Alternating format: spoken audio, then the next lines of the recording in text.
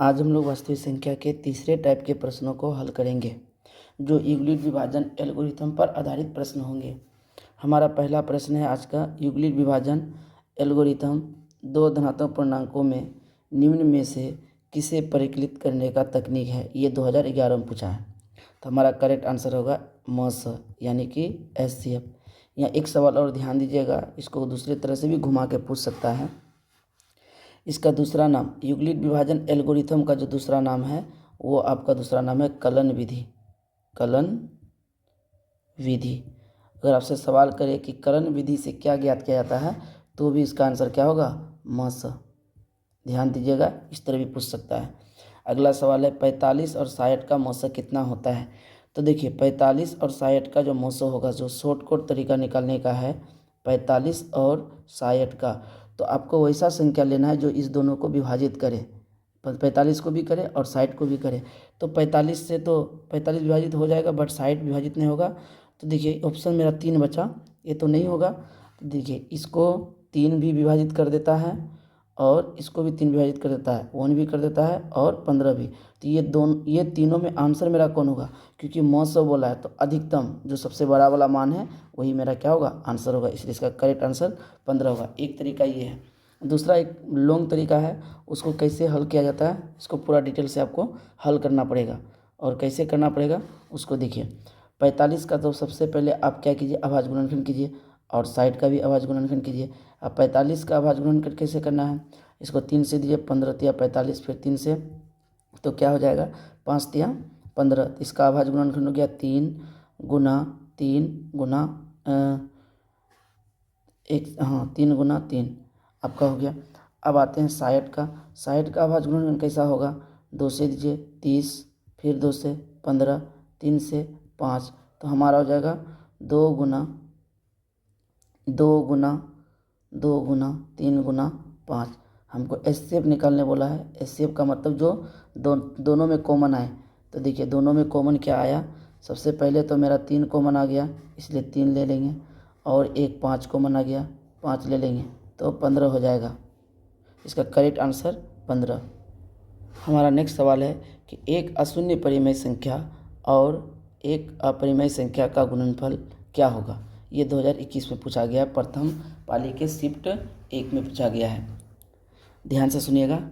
एक अशून्य परिमेय संख्या यानी वैसा परिमेय संख्या जिसका मान 0 ना हो, और एक अपरिमेय संख्या का गुणनफल, आपको हम टाइप 2 में बताए थे कि अगर एक परिमेय संख्या रहे, एक परिमेय संख्या रहे और दूसरा अपरिमेय रहे, अपरिमेय संख्या रहे, तो उसको याद रखना है, चाहे वो गुणा में क्यों ना रहे, चाहे भागा में रहे या जोड़ में रहे या घटा में रहे, अगर एक परिमेय है और दूसरा अपरिमेय है तो वो दोनों का जोड़ गुणा भागा कुछ भी हो वो हमेशा क्या होगा, अपरिमेय होगा। इस बात को आपको याद रखना चाहिए।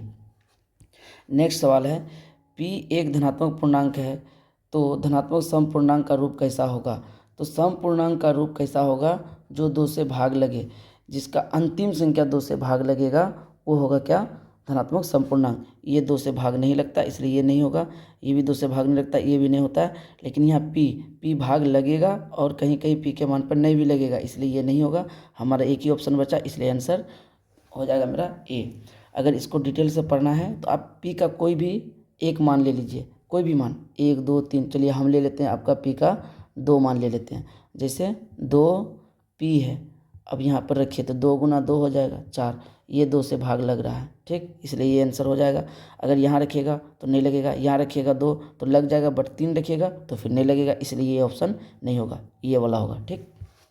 अगला देखिए, किसी धनात्मक पूर्णांक Q के लिए ये Q के जगह पर P रह सकता है, R रह सकता है, S रह सकता है, T रह सकता है, यानी कोई भी नाम वो दे सकता है, तो उसके लिए घबराने की जरूरत नहीं है। आपको ध्यान यहाँ देना चाहिए कि कह क्या रहा है। धनात्मक विषम पूर्णांक का रूप कैसा होता है, विषम पूर्णांक जो 2 से भाग ना लगे। विषम पूर्णांक इसका मतलब हुआ 2 से भाग ना लगे, वो क्या हो जाएगा, विषम पूर्णांक।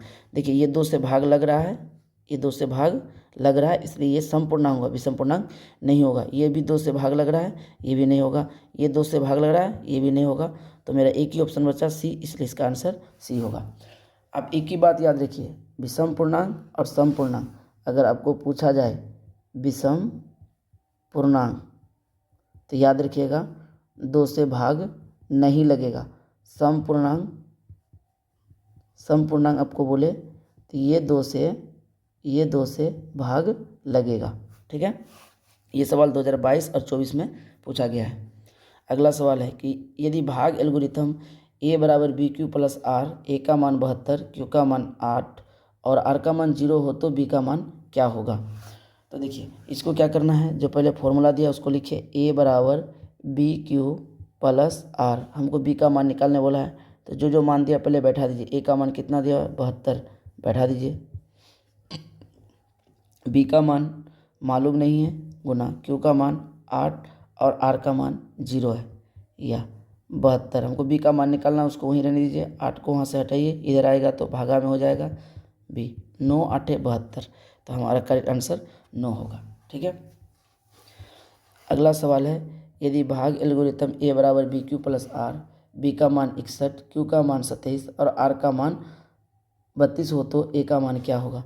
इस फॉर्मूला को फिर लिखिए, a बराबर B Q plus R, a का मान निकालना है तो वहाँ लिखने की ज़रूरत नहीं है। b का मान कितना है 61 बैठा दिए, गुना q का मान कितना है 27 बैठा दिए, प्लस 32 का r का मान 32 है तो 32 लिख दिए। अब ये दोनों को गुना कीजिए, कितना आता है, इधर गुना करते हैं, 61 और 27 को गुना करेंगे, 7 एकम 7 6 7 42, ठीक है, गुना 2 एकम 2 6 दूना 12, 7 4 4 2 6 16 47, इसका मान आता है 16 47। उसके बाद 32 को जोड़ दीजिए, इसको 7 और 2 9 की संख्या का लास्ट में है 2 जगह है, तो फिर एक बार जोड़ 4 और 3 7, लास्ट में 79 जिसका होगा वही आंसर होगा, पूरा जोड़ने की जरूरत भी नहीं है। अगला सवाल है, यदि भाग एल्गोरिथम a बराबर B Q plus R, B का मान 43, क्यू का मान 31, आर का मान 32 हो तो a का मान क्या होगा।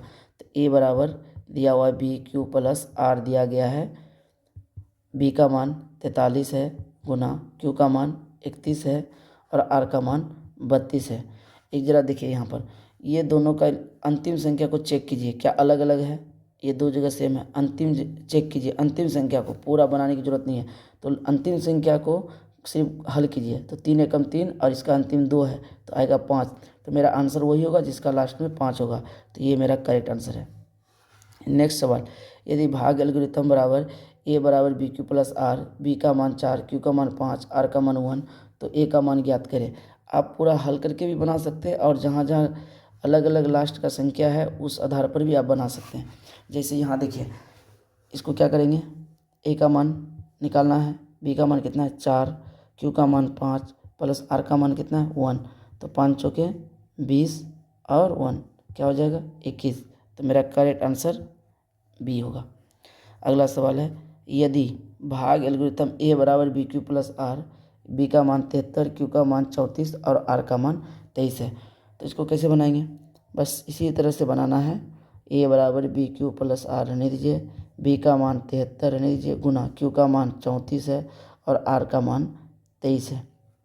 आपको हम एक चीज़ बताना चाहेंगे, आप जब भी सवाल बनाते हैं तो इसका अंतिम संख्या अगर अलग अलग रहे अंतिम संख्या, तो कभी भी पूरा हल करने की ज़रूरत नहीं है, सिर्फ अंतिम का हल कीजिए, ठीक है। बट यहाँ देखिए क्या है, यहाँ पर 2 जगह सेम है इसलिए यहाँ पूरा हल करना पड़ेगा। तो सबसे पहले इसको गुना कर लीजिए, 73 गुना 34, 4 तिया 12 का 2, हाथ में रहा 1, 7 जगह 28, 1 29, 3 तिया 9, 7 तिया 21, 2 9 9 18 का 8, हाथ मेरा 1 3 1 4 24, तो मेरा आ गया 24 82 प्लस कितना है 23, तो इसको जोड़िए 3 2 5 8 2 10 का 0, हाथ मेरा 1 0 5 लास्ट में होना चाहिए। तो देखिए 0 5 2 जगह है, ये पूरा जोड़ना पड़ेगा, 3 2 5 8 2 10 का 0, हाथ मेरा 1 4 1 5 और 2 25 0 5 25 0 5 ऑप्शन बी में।